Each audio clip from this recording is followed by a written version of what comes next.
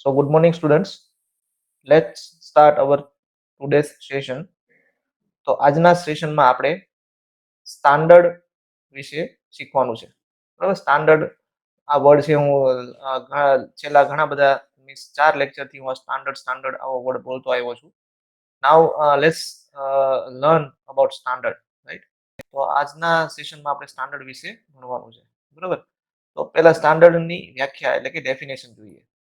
Standard is defined as something that is set up and established by authority as a rule for the measurement of the quantity. આનો અર્થ શું થાય? Standard is defined as something that is set up. Set up એટલે it is already set, right? It is already fixed. A fix કરવામાં આવે છે કોના દ્વારા? and established by authority. બરાબર, એટલે કે સેટ કરવામાં આવે છે અને એને એસ્ટાબ્લિશ કરવામાં આવે છે કોના દ્વારા? ઓથોરિટી દ્વારા. તો આ ઓથોરિટી કોણ? બરાબર, તો મેં તમને લાસ્ટ સેશનમાં વાત કરેલી ISO ની, international organization for standardization. They are the authority to set and establish this standard. બરાબર, એઝ એ રૂલ એટલે કે એ જે ઓથોરિટી જે ડિફાઇન કરે છે એ પછી નિયમ બની જાય છે, right? For the measurement of the quantity, એટલે કોઈ પણ મેઝરમેન્ટ કરવા માટે ના રૂલ જે છે, બરાબર છે, એનું સેટઅપ જે છે એ ISO જે લીગલ ઓથોરિટી છે એ ડિફાઇન કરે છે અને એને પબ્લિશ કરે છે, રાઈટ? અને એ જે સ્ટાન્ડર્ડ પબ્લિશ કરે છે, બરાબર, એ રૂલ બની જાય છે આખી દુનિયા માટે. બરાબર છે, અને આખી દુનિયામાં જેટલી જે બોડી જે છે કે જે મેન્યુફેક્ચરિંગ, ડિઝાઇનિંગ, ઇન્સ્પેક્શન એરિયામાં કામ કરે છે, એ બધી જ બોડી આ રૂલનો પાલન કરે છે, right? So standards will help to establish global acceptance on the system of measurement. બરાબર, standards will help to establish global acceptance. Global એટલે આખી દુનિયામાં જે છે એ એક્સેપ્ટેબલ હોવું જોઈએ. બરાબર, on the system of measurement એટલે કે જે ISO જે લીગલ ઓથોરિટી છે એ જે સ્ટાન્ડર્ડ પબ્લિશ કરે છે, બરાબર, એ આખી દુનિયામાં એસ્ટાબ્લિશ થાય છે અને એ સ્ટાન્ડર્ડ છે આખી દુનિયામાં એક્સેપ્ટેબલ છે. ઓકે, અહીંયા ખાલી અહીંયા જે વર્ડ આપ્યો છે એ સિસ્ટમ ઓફ મેઝરમેન્ટ આપ્યો છે. બરાબર, તો સિસ્ટમ ઓફ મેઝરમેન્ટ એટલે ખાલી એમાં ઇક્વિપમેન્ટનો સમાવેશ નથી થતો. બરાબર, સિસ્ટમ ઓફ મેઝરમેન્ટ એની અંદર તમારા મેઝરિંગ ઇન્સ્ટ્રુમેન્ટનો તો સમાવેશ થાય જ છે, સાથે સાથે વ્યક્તિ એ કે જે મેઝરમેન્ટ કરે છે, બરાબર, એ કેવો હોવો જોઈએ, એની સ્કિલ કેવી હોવી જોઈએ, એની જે મેઝરમેન્ટની ટેકનિક છે એ કેવી હોવી જોઈએ, એ બધું જ છે આ સ્ટાન્ડર્ડમાં ડિફાઇન થયેલું હોય છે. બરાબર, એટલે એક આખી સિસ્ટમ જનરેટ કરવાની વાત છે. બરાબર છે, તો એ આખી સિસ્ટમ જે છે એ ગ્લોબલી એક્સેપ્ટેબલ હોવી જોઈએ અને એ બધી જ કન્ટ્રીમાં કોમન રીતે ફોલો થતી હોવી જોઈએ. તો જ આ જે ગ્લોબલ બિઝનેસ છે એ શક્ય બને. આપણે કોઈ જર્મન કંપની સાથે વર્ક કરવું હોય તો જર્મનીમાં જે સિસ્ટમ ચાલે છે એવી જ સિસ્ટમ આપણે ત્યાં પણ ચાલતી હોવી જોઈએ. તો જ આપણે થોટ્સનો એક્સચેન્જ કરી શકીએ, તો જ આપણે કોઈ ગ્લોબલી એક્સેપ્ટેડ પ્રોડક્ટ છે એ બનાવી શકીએ, રાઈટ? એટલા માટે આ સ્ટાન્ડર્ડની જરૂર છે. For this purpose, national laboratory is established in almost all the countries. એટલે આવું એક્સેપ્ટન્સ થાય, બરાબર, ગ્લોબલી એક્સેપ્ટેડ પ્રોડક્ટ બને દરેક કન્ટ્રીમાં, એની માટે શું હોય? દરેક કન્ટ્રીની અંદર પોતાની નેશનલ લેબોરેટરી હોય કે જે આ મેઝરમેન્ટ સિસ્ટમ ઉપર કામ કરે અને એ નેશનલ લેબોરેટરીની ગાઈડલાઈન પ્રમાણે જે તે કન્ટ્રીની અંદર મેઝરમેન્ટના રૂલ અને એની જે સિસ્ટમ છે એ કામ કરતી હોય છે. So these laboratories can take help and assistance from International Organization for Weight and Measure, which is held in France. Okay, તો મેં અગેન ISO ની જે વાત કરી એવી જ રીતે અહીંયા international organization for weight and measure એટલે કે વેઇટ એન્ડ મેઝર ની જે એક ઇન્ટરનેશનલ ઓર્ગેનાઇઝેશન છે કે જે ક્યાં આવેલી છે? ફ્રાન્સની અંદર આવેલી છે, પેરિસની અંદર એનું હેડક્વાર્ટર છે. બરાબર, તો આ આખી જે ગ્લોબલ મેઝરિંગ સિસ્ટમ જે ડેવલપ થાય છે, બરાબર, સિસ્ટમ ઓફ મેઝરમેન્ટ એ અહીંથી ડેવલપ થાય છે આ ફ્રાન્સની અંદરથી. બરાબર, તો એ જે ઓર્ગેનાઇઝેશન છે એની અંદર એની કમિટીની અંદર આખી દુનિયાના જે એક્સપર્ટ્સ છે એના મેમ્બર હોય છે. અને એ જે સિસ્ટમ ડેવલપ કરે છે, બરોબર, એની અંદર દરેક કન્ટ્રીના ફીડબેક લેવામાં આવે છે અને પછી એક કોમનલી એક સ્ટાન્ડર્ડ છે એ જનરેટ થતું હોય છે અને પછી આખી દુનિયાની અંદર દરેક કન્ટ્રીની અંદર એ પ્રમાણે વર્ક થાય છે, રાઈટ? તો આપણે ઇન્ડિયામાં શું છે? ઇન ઇન્ડિયા BIS, જેનું નામ છે bureau of Indian standard, decides standards for measurement. જે international organization for weight and measure જે સ્ટાન્ડર્ડ પબ્લિશ કરે, બરોબર, એ સ્ટાન્ડર્ડને ફોલો કોણ કરશે? આપણી ઇન્ડિયાની અંદર BIS, bureau of Indian standard. આ એક આપણી ઇન્ડિયાની બોડી છે કે જે મેઝરમેન્ટને લગતા દરેક સ્ટાન્ડર્ડ છે એને પબ્લિશ કરે છે અને પછી આપણી ઇન્ડિયાની અંદર આ BIS પ્રમાણે કામ થતું હોય છે. ઓકે, તો BIS છે એ કોના અંડરમાં કામ કરે છે? આ ISO ના અંડરમાં જ કામ કરે છે, બરાબર. પણ આપણી કન્ટ્રીની અંદર બ્યુરો ઓફ ઇન્ડિયન સ્ટાન્ડર્ડ છે એ લીગલ બોડી છે સ્ટાન્ડર્ડ મેઝરમેન્ટ માટેની, બરાબર. એટલે એ જે કે એ પ્રમાણે દરેક ઇન્ડસ્ટ્રીની અંદર આખા ઇન્ડિયાની અંદર વર્ક થતું હોય છે. નાઉ there are different types of standards for length that we will see. તો સૌથી પહેલા શું છે? Primary, secondary and tertiary standard for length. Length માપવા માટેના 3 કેટેગરી પાડી છે. પ્રાઇમરી સ્ટાન્ડર્ડ કોને કહેવાય, સેકન્ડરી સ્ટાન્ડર્ડ કોને કહેવાય અને ટર્શરી સ્ટાન્ડર્ડ કોને કહેવાય એ આપણે જોવાનું છે, બરોબર છે. The perfect or master standards cannot usually be used for general purpose. આ માસ્ટર સ્ટાન્ડર્ડ એટલે કયા કહેવાય? આપણે લાસ્ટ લેક્ચરમાં જોયું હતું એ ઇન્ટરનેશનલ મીટર અને ઇન્ટરનેશનલ યાર્ડ. આ જે બે સ્ટાન્ડર્ડ આપણે જોયા હતા, બરોબર, એ માસ્ટરપીસ છે, બરોબર. તો એ કાંઈ જનરલ પર્પઝ મેઝરમેન્ટ માટે ઉપયોગ ન લેવાના આવે, બરોબર. એ જે પીસ છે કે જે ફ્રાન્સમાં international organization for weight and measure જે હેડક્વાર્ટર આવેલું છે ત્યાં આગળ રાખેલા છે. તો એ છે ને એ બધા જ સ્ટાન્ડર્ડના જનક કહેવાય, પિતા કહેવાય, બરોબર. એના ઉપરથી બીજા secondary, ternary standard C develop થતા હોય છે, બરોબર. તો એ જે જનક જે છે, બરોબર, જે મેઇન સ્ટાન્ડર્ડ છે, માસ્ટર સ્ટાન્ડર્ડ છે, એનો ઉપયોગ જનરલી મેઝરમેન્ટ માટે થતો નથી, બરોબર. તો શેના માટે થાય તો એ આપણે જોઈએ. Thus, depending upon the importance of accuracy required for the work, standards are subdivided into 4 grades. એટલે જે મેઇન સ્ટાન્ડર્ડ હોય એનો તો ઉપયોગ મેઝરમેન્ટ માટે થતો જ નથી. તો મેઝરમેન્ટ માટે કોનો ઉપયોગ થાય છે? કયા સ્ટાન્ડર્ડનો ઉપયોગ થાય છે? એ હવે આપણે જોઈએ. તો સૌથી પહેલા છે પ્રાઇમરી સ્ટાન્ડર્ડ. પ્રાઇમરી એટલે મેઇન સ્ટાન્ડર્ડ.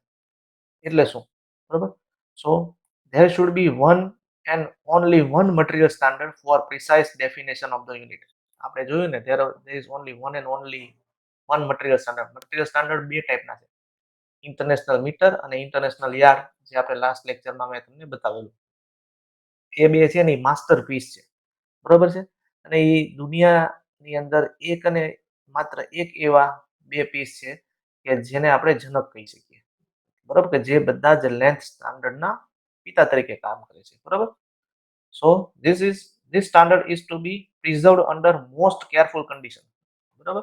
તો આ સ્ટાન્ડર્ડ મેં આપણે વાત કરેલી ને કે પ્રિઝર્વ એટલે એને રાખવામાં આવે છે મોસ્ટ કેરફુલ કન્ડિશન, એકદમ એની ઉપર ધ્યાનપૂર્વક એને જે રૂમમાં રાખવામાં આવેલા છે એ રૂમનું ટેમ્પરેચર પણ 24 કલાક, બરોબર, એ એક સરખું મેન્ટેન કરવામાં આવે છે. એની હ્યુમિડિટી ત્યાંની, ટૂંકમાં એ સ્ટાન્ડર્ડ જે રાખ્યા છે એનું એન્વાયરમેન્ટથી માંડીને બધી જ વસ્તુ કંટ્રોલ કન્ડિશનમાં રાખેલી હોય, બરોબર.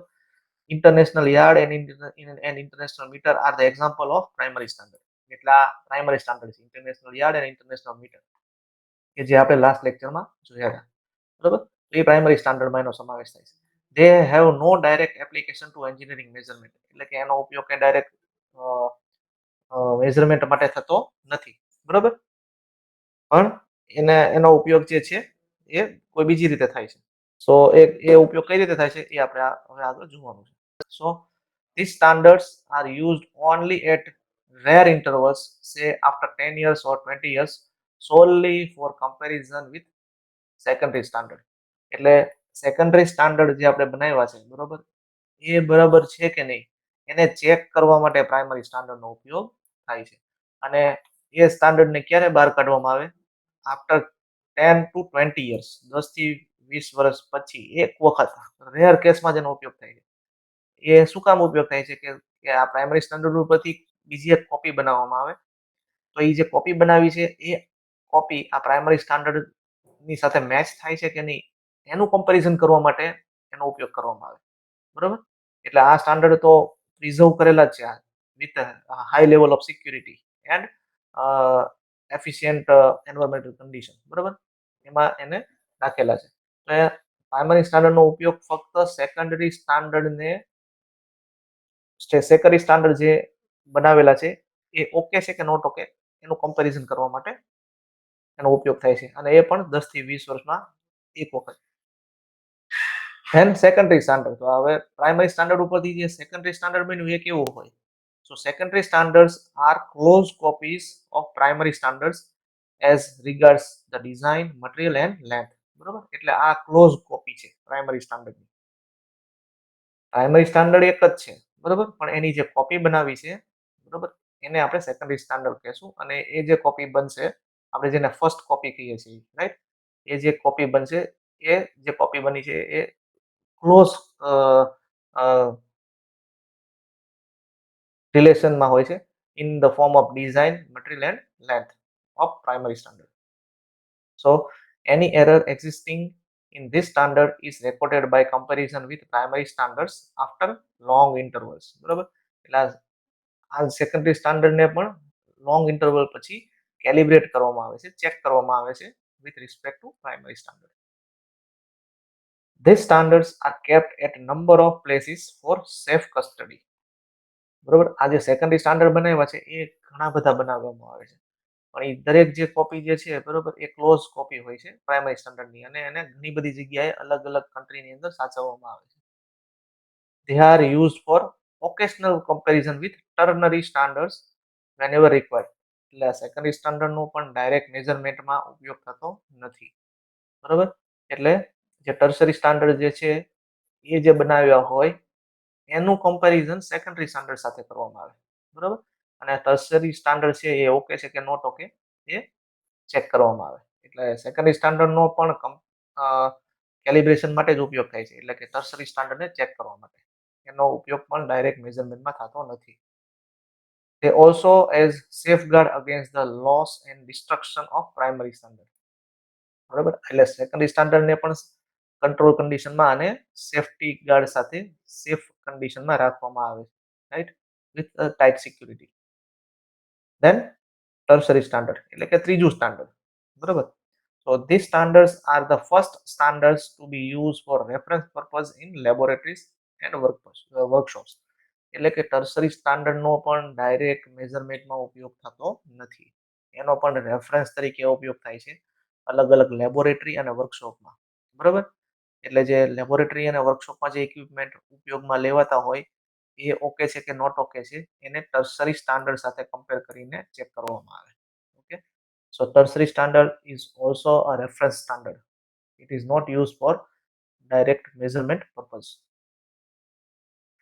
This should also be maintained as a reference for comparison at intervals with working standard. હવે જો નીચેના જે વર્કિંગ સ્ટાન્ડર્ડ છે એ સ્ટાન્ડર્ડ જે બનાવ્યા છે, બરોબર, એ ઓકે છે કે નોટ ઓકે એ ટર્સરી સ્ટાન્ડર્ડથી ચેક કરવામાં આવે. And these are also made as a true copy of secondary standard. એટલે ટર્સરી સ્ટાન્ડર્ડ છે ને એ પણ ટ્રુ કોપી છે કોની? સેકન્ડરી સ્ટાન્ડર્ડની, રાઈટ? Finally working standard. હવે જે વર્કિંગ સ્ટાન્ડર્ડ આવે છે એના પણ સબ ટોપિક છે, રાઈટ? તો એ આપણે જોઈએ. So this standards are necessary for use in metrology laboratories and similar institutions. એટલે વર્કિંગ સ્ટાન્ડર્ડ છે એ થોડા ઘણા વર્કમાં આવે ટર્ન બાય ટર્ન. બરોબર? They are derived from fundamental standards. એટલે જે ઉપરના ફંડામેન્ટલ સ્ટાન્ડર્ડ છે પ્રાઇમરી, સેકન્ડરી અને ટર્સરી એની ઉપરથી ડિરાઈવ કરવામાં આવે છે. Sometime this standard is also classified as, હવે જો વર્કિંગ સ્ટાન્ડર્ડના પણ 4 સબ ટોપિક છે. કયા કયા? Reference standard. તો એ ક્યાં વપરાય? Use four reference purpose only.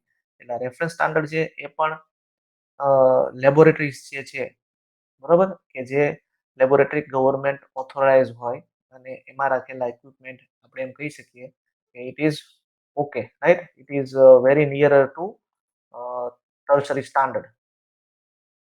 બરાબર. તો રેફરન્સ સ્ટાન્ડર્ડ પણ કમ્પેરિઝન માટે જ વપરાય છે. It is also not use for direct measurement. Then calibration standard, તો એ ક્યાં વપરાય? Use for calibration and inspection of working standard. હવે વર્કિંગ સ્ટાન્ડર્ડ છે ને ઈ છેલ્લું છે, બરાબર. કેલિબ્રેશન સ્ટાન્ડર્ડ એટલે તો એનીથી વર્કિંગ સ્ટાન્ડર્ડ જે છે કે જે ખરેખર શોપ ફ્લોરમાં ઓપરેટર વાપરે છે, ઈ ઇક્વિપમેન્ટ ઓકે છે કે નોટ ઓકે એ ચેક કરવા માટે એનો ઉપયોગ થાય છે. Then inspection standard use by inspector અને working standard use by operator and operator during working. એટલે જો તમે નીચેથી ચાલુ કરો તો અત્યારના આપણે જે આપણી પાસે જે ઇક્વિપમેન્ટ હોય એ વર્કિંગ સ્ટાન્ડર્ડ કહેવાય. સપોઝ આપણે કોઈ વર્નિયર કેલિપર આપણે ભણશું તો એ વર્નિયર કેલિપર છે એનીથી આપણે પાર્ટ્સ માપીએ છીએ, બરોબર. તો આપણે ડે ટુ ડે લાઈફમાં એનો ઉપયોગ કરીએ છીએ, તો એને વર્કિંગ સ્ટાન્ડર્ડ કહેવાય. હવે આપણે જે ઇક્વિપમેન્ટ વાપરીએ છીએ એ ઓકે છે કે નોટ ઓકે, બરોબર, એ કેટલું ઓકે છે એ ચેક કરવા માટે શું કરવું પડે? તો આપણે ઇન્સ્પેક્શન સ્ટાન્ડર્ડ સાથે એની કમ્પેરિઝન કરવી પડે. એટલે ઇન્સ્પેક્શન સ્ટાન્ડર્ડથી એક પીસ માપવાનો અને એ જ પીસ આપણે જે વાપરીએ છીએ વર્કિંગ સ્ટાન્ડર્ડ એનેથી માપવાનો. બંનેનું રીડિંગ ચેક કરવાનું અને એમાં જો કોઈ ડેવિએશન આવે તો આપણને ખબર પડે કે આ વર્કિંગ સ્ટાન્ડર્ડ છે, એમાં એરર આવે છે, બરોબર છે. એટલે ઇન્સ્પેક્શન સ્ટાન્ડર્ડ છે એ ફક્ત ઇન્સ્પેક્શન માટે જ વપરાય છે. એટલે કે કોના ઇન્સ્પેક્શન માટે?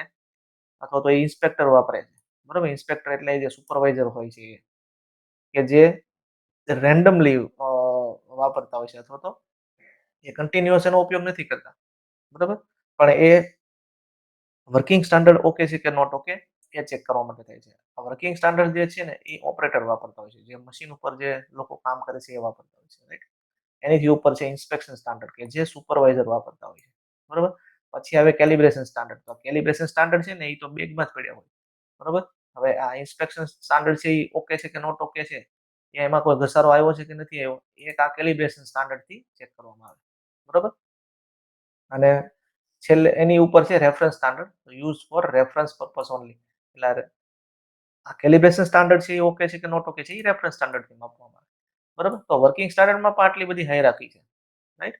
તો આ રીતે જે છે એ ઇક્વિપમેન્ટ છે એનું કમ્પેરિઝન થતું હોય છે અને એ ઓકે છે કે નોટ ઓકે છે એને સતત ચેક કરતા રહેવું પડે છે, બરોબર. ઇન્ડસ્ટ્રીની અંદર જેટલા ઇક્વિપમેન્ટ હોય, આ બરોબર સાંભળજો બધા, સંભળાય છે બરોબર? Hello success? હા સર. હા, આ બરોબર સાંભળજો હું જે વાત કરું છું, બરોબર. હા હા સર. ઇન્ડસ્ટ્રીની અંદર છે ને દરેક ઇન્સ્ટ્રુમેન્ટનું કેલિબ્રેશન થાય છે. કેલિબ્રેશન એટલે શું? કે ઓપરેટર જે ઇન્ડસ્ટ્રીની અંદર જે રૂટીન યુઝમાં જે ઇક્વિપમેન્ટ આવે છે, બરોબર, એ બધા જ ઇક્વિપમેન્ટ સાચું માપતા હોવા જોઈએ.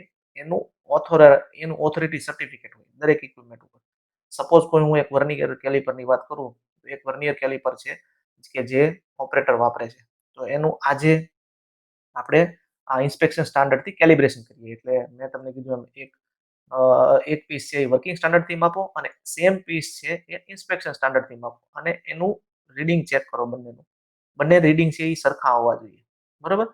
ઓકે, તો એ સરખા આવે છે, રાઈટ. તો આપણે આજની ડેટ કરીએ કે એનું કેલિબ્રેશન 12 જાન્યુઆરી 2021 કર્યું, બરોબર. પછી એ ઇક્વિપમેન્ટ ઉપર એક સ્ટીકર લગાડવામાં આવે. એ સ્ટીકરની અંદર એમાં લખ્યું હોય નેક્સ્ટ કેલિબ્રેશન ડેટ. શું લખ્યું હોય? Next calibration date. તો એ કેલિબ્રેશન ડેટ છે એ એના યુઝ પ્રમાણે ડિસાઇડ કરવામાં આવતી હોય ક્વોલિટી કંટ્રોલ ડિપાર્ટમેન્ટ દ્વારા. It may be after 6 month or it may be after 1 year, બરોબર. સપોઝ 1 યર પછી એને ચેક કરવાનું હોય એવું આપ ડિસાઇડ કરે તો એની ઉપર નેક્સ્ટ કેલિબ્રેશન ડેટ છે એ 12 જાન્યુઆરી 2022 એવું લખેલું હોય, બરોબર. એનો અર્થ એવો થાય કે 12 જાન્યુઆરી 2022 એ ઇક્વિપમેન્ટનું ફરીથી કેલિબ્રેશન કરવામાં આવવું જોઈએ. જો એ દિવસે એ ઇક્વિપમેન્ટનું કેલિબ્રેશન કરવામાં ન આવે અને વિધાઉટ કેલિબ્રેશન એ 12 જાન્યુઆરી પછી જો એનો સોફ્ટવેર ઉપર ઉપયોગ કન્ટિન્યુઅસ ચાલુ હોય તો એવું સમજવામાં આવે છે કે એ ઇક્વિપમેન્ટ કેલિબ્રેટ નથી, બરોબર. એટલે એની એ ઇક્વિપમેન્ટથી જેટલા પીસ માપેલા છે ઇટ ઇઝ નોટ ઓથોરાઇઝ, બરોબર. એ સાચા ન પણ હોઈ શકે એવું ડિફાઇન કરવામાં આવે અથવા તો એવું માનવામાં આવે, બરોબર. તો આવું જો ઓડિટની અંદર પકડાય છે બરોબર, તો એ બહુ ખરાબ વાત કહેવાય. તો એની માટે તો એની નોન કન્ફર્મિટી આવે, બરોબર, ડિપાર્ટમેન્ટની ઓડિટ થાય ને એમાં નોન કન્ફર્મિટી જો આવે તો it is a very shameless thing for that department, right. તો ક્વોલિટી કંટ્રોલ ડિપાર્ટમેન્ટની અંદર દરેક ઇક્વિપમેન્ટની કેલિબ્રેશન ડેટ ફિક્સ હોય અને એ પ્રમાણે એનું કેલિબ્રેશન થતા રહેવું જોઈએ, બરોબર. જો આફ્ટર કેલિબ્રેશન એવું ધ્યાનમાં આવે છે કે આ જે તે વર્કિંગ સ્ટાન્ડર્ડ છે it is not performing its performance according to acceptance, then it should be discarded, બરોબર. તો એ ઇક્વિપમેન્ટને રિપ્લેસ કરવું પડે, બરોબર. એટલે ઇન્ડસ્ટ્રીની અંદર આ જે કામ છે એ કન્ટિન્યુઅસ ચાલુ હોય છે ક્વોલિટી કંટ્રોલ ડિપાર્ટમેન્ટની અંદર, બરોબર. તો કેલિબ્રેશન છે અલગ અલગ ઇક્વિપમેન્ટનું એ પણ થતું હોય છે. ફક્ત મેઝરમેન્ટ એટલે જે પ્રોડક્ટ બને છે એનું જ મેઝરમેન્ટ નથી થતું, પણ જે ઇક્વિપમેન્ટથી તમે જે તે પ્રોડક્ટ માપો છો એ ઇક્વિપમેન્ટનું પણ કેલિબ્રેશન ચેકિંગ થતું હોય છે. It is also a duty of quality control department, right. જેથી કરીને તમે જે ઇક્વિપમેન્ટથી કોઈ પણ પાર્ટ મેઝર કરો છો એ ઓલવેઝ 100% ઓકે આવે, right. So this is all about the classification of standards, right. તો હું તમને એક મેઝરમેન્ટની વાત કરું છું એ ફક્ત કેવું છે કે તમને અત્યારે ખાલી લેન્થ અને એંગલ એવું જ દેખાય છે, પણ આ દરેક વસ્તુ છે એ ટેમ્પરેચર માટે પણ યુઝમાં લેવાય, પ્રેશર ગેજ માટે પણ યુઝમાં લેવાય, ફ્લો મેઝરમેન્ટ માટે પણ યુઝમાં લેવાય, બરાબર. દરેક વસ્તુ માટે એ યુઝમાં લેવાતું હોવું જોઈએ, યુઝમાં લેવાય છે એટલે કે કેલિબ્રેશન, બરોબર. કોઈ થર્મોકપલ છે એ ટેમ્પરેચર માપતો હોય, કોઈ હીટ ટ્રીટમેન્ટ ફર્નેસ હોય, બરોબર. તો એ જે ટેમ્પરેચર આપે છે એ ઓકે આપે છે કે નો ટકા આપે છે એ પણ ચેક થતું જ હોય, બરોબર. એટલે ઇન્ડસ્ટ્રીની અંદર જેટલા ઇક્વિપમેન્ટ છે, બરોબર, એનું એક ક્વોલિટી કંટ્રોલ ડિપાર્ટમેન્ટ પાસે લિસ્ટ હોય, બરોબર. અને એ દરેક ઇક્વિપમેન્ટનું નાનામાં નાના ઇક્વિપમેન્ટનું એના યોગ્ય ઇન્ટરવલે કેલિબ્રેશન થતું હોય છે, બરોબર છે. તો it is a one big task of quality control department, right. So next the most important difference એ આપણે હવે લર્ન કરવાનો છે and that is accuracy and precision. તો આ છે એ ખૂબ જ ઇમ્પોર્ટન્ટ ડિફરન્સ છે અને આ રિપીટેડલી પૂછાય છે એક્ઝામમાં, બરોબર. અને આ જાણવું ખૂબ જ જરૂરી છે કે એક્યુરસી કોને કહેવાય અને પ્રિસિઝન કોને કહેવાય, બરોબર. એટલે આપણે જે મેઝરમેન્ટ કરીએ છીએ એની અંદર કયું મેઝરમેન્ટ એક્યુરેટ કહેવાય અને કયું મેઝરમેન્ટ પ્રિસાઇઝ કહેવાય એ આપણે જોવાનું છે, બરોબર. આઈડિયલી આપણે જે મેઝર કરીએ, બરોબર, એ એક્યુરેટ હોવું જોઈએ અને પ્રિસાઇઝ પણ હોવું જોઈએ, બરોબર. તો first we need to compare with this two definition, accuracy and precision. તો એક્યુરેસી કોને કહેવાય? પહેલો point, closeness between the measured value and its true value. એટલે એક્યુરેટ રીડિંગ કોને કહેવાય? જે રીડિંગ ડ્રોઈંગની અંદર આપેલું છે એ રીડિંગ અને તે જે તમે જે માપો છો એ રીડિંગ જેટલા નજીક હોય બને એટલા નજીક હોવા જોઈએ, તો એ એક્યુરેટ રીડિંગ કહેવાય. સમજાય છે? ડ્રોઈંગની અંદર જે વેલ્યુ આપી છે, આપણે એક એક્ઝામ્પલથી જોશું એટલે તમને ખબર પડશે, બરોબર. ડ્રોઈંગની અંદર જે વેલ્યુ આપી છે એ વેલ્યુ અને તમે જે માપો છો પાર્ટની એ વેલ્યુ ક્લોઝ હોય, એકદમ નજીક હોય, તો એ એક્યુરેટ રીડિંગ કહેવાય. એટલે કે એક્યુરેટ રીડિંગ છે એની ટ્રુ વેલ્યુ સાથે સંકળાયેલું છે. Precision, it is the consistency of measured quantity when measured frequently or repeatedly. તો જો પ્રિસિઝન જે છે, બરોબર, એની પ્રિસિઝન છે it is not related with true value but it is consistent reading, right. એક જ રીડિંગ વારંવાર તમે માપો તો એ મળે છે, બરોબર. પણ એ જે રીડિંગ છે એ એની ડ્રોઈંગની સાથે જે વેલ્યુ આપેલી છે એની સાથે મેચ નથી થતું, બરોબર. આ વાત બરોબર સમજો. આ જે ડિફરન્સ છે આપણે આગળની ફિગર ઉપરથી તમને એકદમ બરાબર સમજાશે, right. So it is a continuous or consistent reading when we measure the part at a frequently or repeatedly, right. So accuracy is related to true value, scale and tolerance. True accuracy છે ને એની સાથે true value હંમેશા સંકળાયેલી છે. And here it is related to scale only, બરાબર. Here it is related to scale only, બરાબર. એની true value સાથે અથવા તો ટોલરન્સ સાથે કોઈ એને સંબંધ નથી, પ્રિસિઝન. બરાબર. હવે એક એક્ઝામ્પલ થી તમને આ બંનેનો ડિફરન્સ સમજાશે. એક્ઝામ્પલ શું કહે છે? If 10 millimeter diameter is to be measured and following observations is obtained. 10 millimeter diameter તમે માપો છો અને તમને રીડિંગ કેવા મળે? તો કે કંઈક આવા જો આ 10.010, 10.015 millimeter, 10.013 millimeter. So તમે જુઓ આ જે રીડિંગ છે it is very close to 10 millimeter diameter, right? So we can say it is accurate reading. હવે પ્રિસિઝનમાં જોઈએ. So example, if 10 millimeter diameter is to be measured and following observations are obtained. 10 millimeter no diameter ડ્રોઈંગમાં આપ્યો છે. આપણે જે part બનાવ્યા છે અને માપીએ છીએ એનું રીડિંગ આપણને ક્યાં મળે છે? So 11.010 millimeter, 11.015 millimeter and 11.013 millimeter. So see, it is very precise. બધા જ રીડિંગ ક્યાં મળે છે? 11 mm ની આજુબાજુ મળે છે. 11 મિલીમીટર ની નજીક મળે છે. So it is precise, but we can say it is not accurate, but because the reading is not as per our requirement.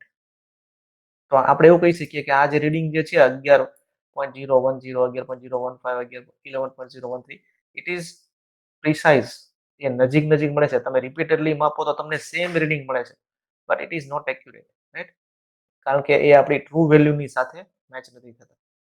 So now you can understand this difference. ધૈર્ય સમજાયું? હા સર. ઓકે. હવે જો આપણે એક figure ઉપરથી આ છે ને આ જે એક્યુરસી અને પ્રિસિઝન છે ને એને 4 કેટેગરીમાં આપણે ડિવાઈડ કરીએ છીએ. સો સૌથી પહેલા જે છે ને એ છે શું છે? લો એક્યુરેસી અને લો પ્રિસિઝન. તો એમાં શું મળે? તો જો મેં આની અંદર છે ને એક સર્કલ બનાવેલું છે, બરોબર? 3-4 સર્કલ બનાવેલા છે. એમાં જે સેન્ટરનું જે રેડ કલરનું સર્કલ છે, બરોબર? ત્યાં એ આપણો એક્યુરેટ ઝોન છે. આપણી ટ્રુ વેલ્યુનો ઝોન છે. તો અહીંયા જે રીડિંગ મળે છે એ કેવા મળે છે? છૂટા એકદમ અલગ અલગ મળે છે. એ ટ્રુ વેલ્યુની નજીક નથી મળતા કે બધા જ રીડિંગ કોઈ એક વેલ્યુની નજીક પણ નથી મળતા. આ જે રીડિંગ મળે છે એ રેન્ડમલી અલગ અલગ મળે છે. એક રીડિંગ છે એ ટ્રુ વેલ્યુની નજીક મળે છે, બીજું છે એ ટ્રુ વેલ્યુથી બહુ બહાર મળે છે, બરોબર? તો એ આની પરથી આ ફિગર પરથી આપણે એવું કહી શકીએ કે this is not accurate or accuracy low છે અને પ્રિસિઝન પણ લો છે, બરાબર? Now we move to the second figure. તો એની અંદર તમે જોશો તો બધા જ રીડિંગ જે છે એ કોઈ એક જગ્યાએ મળે છે. એટલે આપણે જે જોયું ને આ 11.010, 11.015, 11.013 એ ટાઈપ મળે છે. પણ આપણી ટ્રુ વેલ્યુ 10 mm છે. તો સેન્ટરમાં નથી મળતા. તો આપણે શું કહી શકીએ? It is law accurate but high precision. બરાબર? એક્યુરેસી તો સાવ છે જ નહીં, કારણ કે આપણી ડ્રોઈંગની રિક્વાયરમેન્ટ પ્રમાણે રીડિંગ નથી મળતા. પણ જે રીડિંગ મળે છે એ એકદમ નજીક મળે છે. સો એની પ્રિસિઝન હાઈ છે બટ એક્યુરેસી લો છે, right? Then here third figure, એમાં તમે જોશો તો ટોટલ કેટલા રીડિંગ છે? 7 રીડિંગ છે. તો 7 રીડિંગની અંદર 4 રીડિંગ એવા છે કે જે એક્યુરેસીની નજીક મળે છે અને 3 રીડિંગ એવા છે કે જે એક્યુરેસીથી બહાર મળે છે.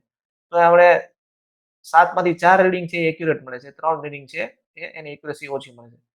તો એવું કહી શકીએ કે એક્યુરેસી છે આ રીડિંગમાં બટ પ્રિસિઝન નથી, બરાબર? It is high accurate but low precision. Okay.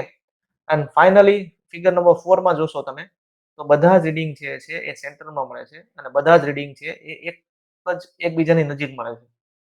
So we can say it is high accurate and high precision, right? તો આપણે જે પાર્ટ મેજર કરીએ છીએ એમાં આપણે હાઈ એક્યુરેસી અને હાઈ પ્રિસિઝનનો રિઝલ્ટ છે એ એક્સેપ્ટ કરતા હોઈએ છીએ, રાઈટ? સો આ ફિગર ઉપરથી તમને એક્યુરેસી અને પ્રિસિઝનનો ડિફરન્સ ક્લિયર થઈ ગયો હશે. ઓકે ધૈર્ય? હા sir. Okay. Now let's move to the next difference, that is range and span. તો આ રેન્જ અને સ્પાન કોને કહેવાય? તો આ રેન્જ અને સ્પાન છે એ ઇક્વિપમેન્ટની અંદર ઇક્વિપમેન્ટ સાથે સંકળાયેલા ટર્મ છે. રેન્જ કોને કહેવી? કોઈ પણ ઇક્વિપમેન્ટની કંઈક રેન્જ હોય અને તેની સ્પાન પણ હોય. સ્પાન એટલે લેન્થ, બરાબર? તો રેન્જ કોને કહેવાય ઇક્વિપમેન્ટની? ઇટ ઇઝ અ રીજન એટલે area between the limits within which an instrument is designed to operate for measuring. એટલે સપોઝ અહીંયા એક્ઝામ્પલ આપ્યું છે ફોર પ્રેશર ગેજ રેન્જ 1 બાર ટુ 50 બાર, એટલે કે આ ઇક્વિપમેન્ટની રેન્જ 50 બાર કોઈ ઇક્વિપમેન્ટ મેઝર કરી શકે તો એની રેન્જ કેટલી હોય, તો કે 1 થી 50 સુધીનું કોઈ પણ રીડિંગ છે એ માપી શકે. It is called its range. બરાબર. તમે બાઇક ચલાવો છો તો બાઇકની અંદર સ્પીડોમીટર છે. બરાબર. તો સ્પીડોમીટરમાં તમે રીડિંગ જોશો તો એપ્રોક્સિમેટ 120 કિલોમીટર પર અવર સુધીની સ્પીડ તમને દેખાશે. તો 0 ટુ 120 કિલોમીટર પર અવરની જે સ્પીડ તમને દેખાય છે it is called its range, એટલે કે બાઇકને આપણે 0 થી 120 કિલોમીટર પર અવર સુધીમાં ચલાવી શકીએ તો એની રેન્જ થઈ. બરાબર. એ જ રીતે સ્પાન જોઈએ તો it is algebraic difference between the largest and smallest reading of instrument. તો એમાં શું થાય, સ્પાન કોને કહેવાય, તો કે આ પ્રેશર ગેજનું એક્ઝામ્પલ લઈએ તો એની મોટા મોટી વેલ્યુ કેટલી છે 50 બાર અને નાના નાની વેલ્યુ કેટલી છે 1 બાર. તો એ બંનેનો ડિફરન્સ લઈએ તો આન્સર આવે 49 bar. So 49 bar it is a span of that equipment. Okay. તો આ પણ ડિફરન્સ છે તમારે જાણવો જરૂરી છે. ઇક્વિપમેન્ટની રેન્જ કોને કહેવાય, ઇક્વિપમેન્ટની સ્પાન કોને કહેવાય. Again the most important relation, that is repeatability and reproducibility. બરાબર. બહુ એકદમ નજીકના વર્ડ છે, રિપીટેબિલિટી એન્ડ રિપ્રોડ્યુસેબિલિટી. તો આ કોને કહેવાય, તો આની અંદર તમે જોશો it is very interesting definition. First V C repeatability. So it is the closeness of output readings when the same input is applied repetitively over a short period of time with the same measurement condition, same instrument, same observer, same location and same condition of use maintained throughout. એટલે રિપીટેબિલિટી કોને કહેવાય, તેમાં બધું repeat થાય, બધી જ condition repeat થતી હોય અને એનું જે રીડિંગ મળે છે ને it is very near to our true value. તો એ રિપીટેબિલિટી કહેવાય. એટલે કે એની અંદર ઘણા બધા પેરામીટર્સ આપ્યા છે. તો કે પહેલા તો તમે જે મેઝરમેન્ટ કરો છો એ એક જ ઇક્વિપમેન્ટથી થવું જોઈએ. બરાબર. જે એનું અહીંયા એટલે મેઝરમેન્ટ કન્ડિશન છે ને એ સેમ રહેવી જોઈએ. બરાબર. તો મેઝરમેન્ટ કન્ડિશનમાં કોનો સમાવેશ થાય છે, સેમ ઇન્સ્ટ્રુમેન્ટ હોવું જોઈએ. એટલે કે તમે 50 પ્રોડક્ટ માપો છો, 50 પ્રોડક્ટ છે એક જ ઇક્વિપમેન્ટથી મેઝર થતી હોવી જોઈએ. ધેન સેમ ઓબ્ઝર્વર, એટલે કે જે ઓપરેટર છે એ પણ સેમ હોવો જોઈએ. એક જ ઓપરેટર એક જ ઇક્વિપમેન્ટથી 50 ઓબ્જેક્ટ માપે છે. સેમ લોકેશન, એટલે કે લોકેશન પણ ચેન્જ નથી થતું, એક જ લોકેશન ઉપર આ 50 રીડિંગ એક જ વ્યક્તિ માપે છે. And same condition of use maintain throughout, અને જે મેથડથી માપે છે એ મેથડ પણ ચેન્જ નથી કરવાની. તો આનીથી જે તમને રીડિંગ મળે છે અને એ જે રીડિંગ તમારા રેકોર્ડ થાય છે તો એ રીડિંગને કહેવાય રિપીટેબિલિટી. બરાબર. એકને એક સરખા રીડિંગ જ તમને મળે છે. બરાબર. તો એને કહેવાય રિપીટેબિલિટી. હવે રિપ્રોડ્યુસેબિલિટી, એને શું, એમાં શું ડિફરન્સ છે, એમાં શું કહે છે, it is closeness of output readings of the same input when there are changes in the method of measurement, observer, instrument, location, condition of use and time of measurement. બરાબર. જો આમાં બધું અલગ અલગ છે પણ જે રીડિંગ મળે છે એને તમે રેકોર્ડ કરો તો એને રિપ્રોડ્યુસેબિલિટી કહેવાય. બરાબર. એમાં શું થાય છે, ઇનપુટ સેમ છે, એટલે કે એક જ મેઝરમેન્ટ તમે માપો છો. બરાબર. એક જ મેઝરમેન્ટ માપો છો. બરાબર. તો એ મેઝરમેન્ટ કઈ રીતે મેઝર કરવાનું છે, તો ઇન્સ્ટ્રુમેન્ટ છે, change of when there is a change in the method of measurement, માપવાની મેથડ છે એ અલગ કરી નાખો છો. ઇન્સ્ટ્રુમેન્ટ જે છે એ અલગ કરી નાખો છો. ઓબ્ઝર્વર છે એ અલગ કરી નાખો છો. બરાબર. લોકેશન છે it is also different end time of measurement is also different. અને જે તમને રીડિંગ મળે છે એ સેમ 50 પીસના, તો ઇટ ઇઝ કોલ્ડ રિપ્રોડ્યુસિબિલિટી. ઓકે. તો આ બે ટર્મ પણ તમારે લર્ન કરવાની છે, યાદ રાખવાની છે. બરાબર. It may be ask in the exam. Right. Now હવે આપણે એરર વિશે થોડું શીખવાનું છે. એરર કોને કહેવાય, right. First define error in measurement and classify the types of error in measurement. તમે જે માપો છો, જે મેઝર કરો છો, બરાબર, એની અંદર એરર પણ આવી શકે. એરર આવવાના કોઝિસ શું છે, કારણો શું છે, બરાબર, અને કેટલી ટાઈપની એરર મેઝરમેન્ટ સિસ્ટમની અંદર આવી શકે એ આપણે લર્ન કરવાનું છે. સો એરર કોને કહેશું, પહેલા આપણે એની વ્યાખ્યા જોઈએ. It is never possible to measure the true value of dimensions. There is always some error. બરાબર, દર વખતે તમે એક સરખું મેઝરમેન્ટ થાય એવું શક્ય નથી. દર વખતે ઓકેશનલી થાય, બરાબર, occasionally it may B possible, but every time it is not possible, right? So the error in measurement is the difference between measured value and the true value of the measured dimension. એટલે error કોને કહેવાય? ડ્રોઈંગમાં જે આપ્યું છે એ માપ અને તમે જે માપો છો એ માપ, એમાં જે ડિફરન્સ આવે એને એરર કહેવાય. બરાબર, જો એ ડિફરન્સ 0 હોય તો એરર નીલ થઈ જાય, પણ જો એની અંદર ડિફરન્સ આવે તો વી can say that there is a error. બરાબર, તો હવે એરરના કેટલા ટાઈપ છે એ જોઈએ. બરાબર, types of error. So during measurement several types of error may arise and these are, કઈ ટાઈપના એરર? ભૂલ, એરર એટલે ભૂલ, બરાબર. તો એ એરર શું કામ આવે છે? પહેલા તો રીડિંગ એરર, એટલે કે આપણે જે રીડિંગ વાંચીએ છીએ એમાં ભૂલ હોય, વાંચવામાં જ ભૂલ હોય. ધેન એન્વાયરમેન્ટલ એરર, બરાબર. ધેન ઇન્સ્ટ્રુમેન્ટ લોડિંગ એરર, બરાબર, ઇન્સ્ટ્રુમેન્ટને તમે લોડ કરો ને એ પણ પ્રોપર ન હોય તો એમાં એરર આવે. તો રીડિંગ એરર છે એ શું છે? So first is reading error. Reading errors apply exclusively to the readout of device. બરાબર, તમે જે માપો છો ને એ એ વાંચવામાં તકલીફ થતી હોય, બરાબર, તો અથવા તો સરખું વાંચ્યું ન હોય. હવે આવું ક્યારે બને? તમને એમ થાય કે એવું તો કેવી રીતે થાય? But it is it may B possible that you have a reading error. શું કામ? કારણ કે તમે હજી કદાચ વર્નિયર કેલિપર જોયું હોય કે નહીં મને નથી ખબર. તો વર્નિયર કેલિપર તમે જોશો ને, બરાબર, તો એની અંદર જે કાપા હોય ને, બરાબર, જે માર્કિંગ હોય ને એ બહુ જ ક્લોઝ હોય, બરાબર. તો એ વાંચવાને ઇટ ઇઝ ક્વાઇટ ડિફિકલ્ટ, થોડું એ ડિફિકલ્ટ છે, બરાબર. તમને તમારે એક્ઝેક્ટ મેચ કરવું હોય, રાઈટ. તો એને લીધે રીડિંગ એરર આવી શકે. ક્યારેક એવું પણ બને કે જે સોફ્ટવેર હોય ત્યાં અજવાળો ઓછો પડતો હોય, તો અજવાળો ઓછો પડતો હોય ને એને લીધે પણ રીડિંગ એરર આવી શકે, બરાબર. તો આગળ આપણે જોઈએ. It is the reading error resulting from the in-text evaluation of the position of index with regards to two adjacent graduation mark between which the index is located. એટલે મેં તમને કીધું એમ, જે બે માર્કિંગ નજીક નજીક આપ્યા છે, બરાબર, તો એક એમ એને એક્ઝેક્ટ મેચ કરવા ને, બરાબર, ઇટ ઇઝ ક્વાઇટ ડિફિકલ્ટ, થોડું એ ડિફિકલ્ટ છે, બરાબર. એટલે પર્સન ટુ પર્સન છે ને there may be some variation, right. તમે ફૂટપટ્ટી તમે જોઈ હશે, સ્ટીલ રૂલ કદાચ જો તમે જોઈ હશે ને, તો એમાં બે ટાઈપના કાપા હોય. એક કાપાની અંદર છે ને 1 મિલીમીટર હોય, અમુક અમુક લેન્થ સુધી 1 મિલીમીટર સુધી કાપા હોય, અને અમુક લેન્થ સુધી છે ને 0.5 મિલીમીટરના પણ કાપા હોય. એટલે કે 1 મિલીમીટરની કાપાની બે 1 મિલીમીટર કાપાની વચ્ચે એક નાનો કાપો હોય, રાઈટ. તો હવે ઈ એટલું એ જે રીડિંગ કરવું ને એ થોડુંક ડિફિકલ્ટ પડે. આ તો મેં તમને સ્કેલની વાત કરી, 1 મેમની વાત કરી. હવે 0.01 માં તમારે જવું હોય તો એમાં એના જે માર્કિંગ હોય ને એને તમારે રીડ કરવા ને એની કરતાં પણ થોડુંક અઘરું પડે, બરાબર. તો આ બધા ઇક્વિપમેન્ટ માપવા માટે સ્કિલની જરૂર પડે, બરાબર. How accurately can the scale be read?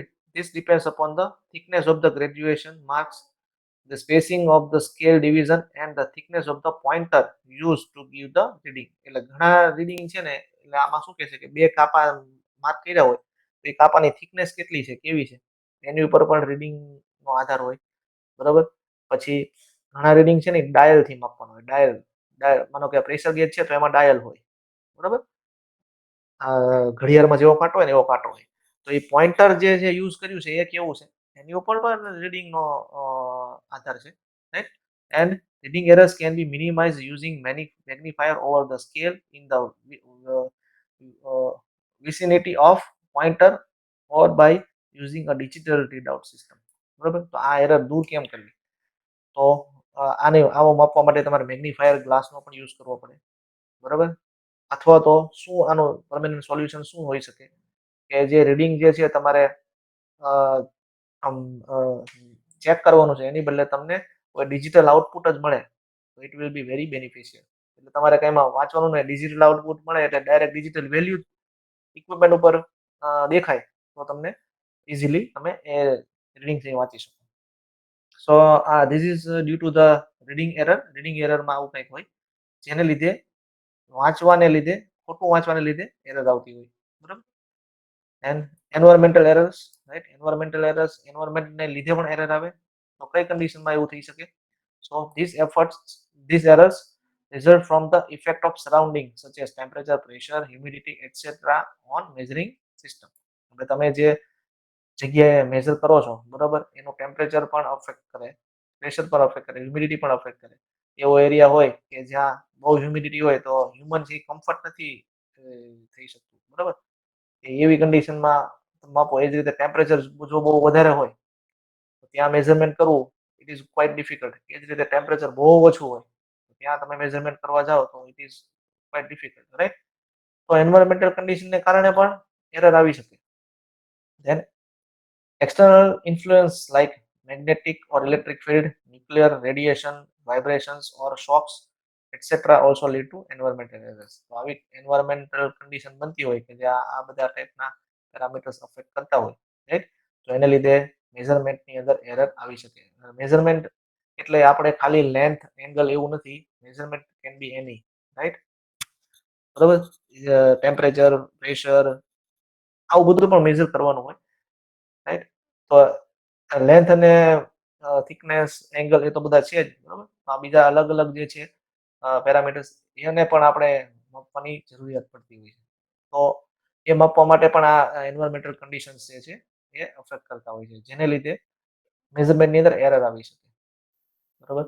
Than loading error.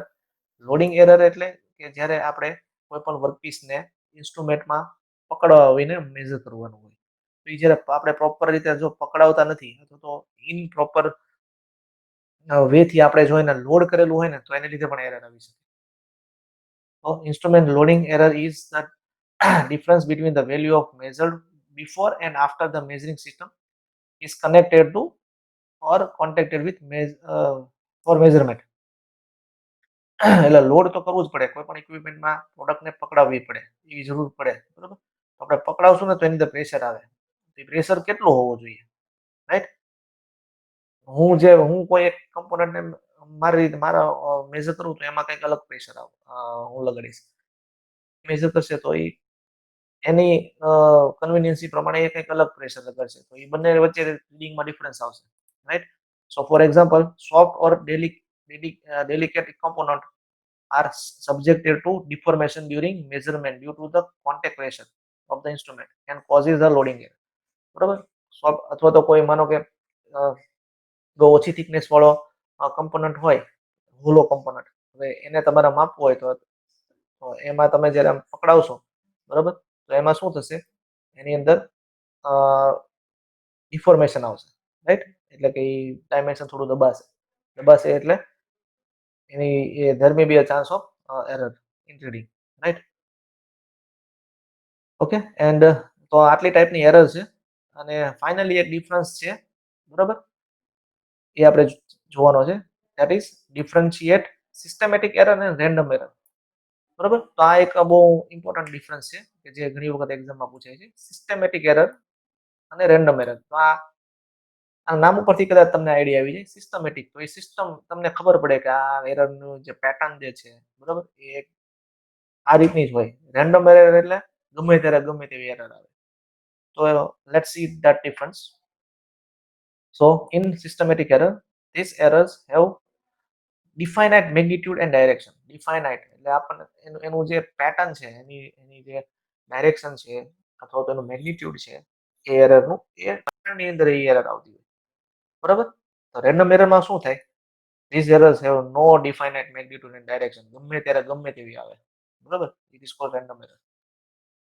Then in systematic error, these errors are repetitive in nature and are of constant and similar form. મેં તમને કીધું ને, રિપીટેડલી એરર આવે છે પણ એ રિપીટ થાય છે, બરાબર. અને એ કોન્સ્ટન્ટ હોય, રિપીટ થાય છે પણ એ જે વેલ્યુ છે એ કોન્સ્ટન્ટ હોય અને એ સિમિલર હોય. એટલે મેં તમને કીધું એની પેટર્ન જે છે એરર આવવાની એ ફિક્સ હોય, right?